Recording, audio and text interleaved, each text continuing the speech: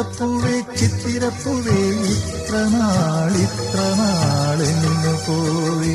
ഓ അത്തപ്പൂവേ ചിത്തിരപ്പൂവേ ഇത്ര നാളെന്നു പോയി. കുരളിമല കോവിലിൽ പൂജ ചെയ്യാൻ പോയോ, വയനാടൻ കാവുകളിൽ കളമെഴുതാൻ പോയോ.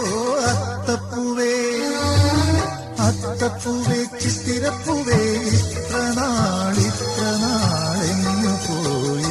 ഓ അത്തപ്പൂവേ ഓ ചിത്തിരപ്പൂവേ.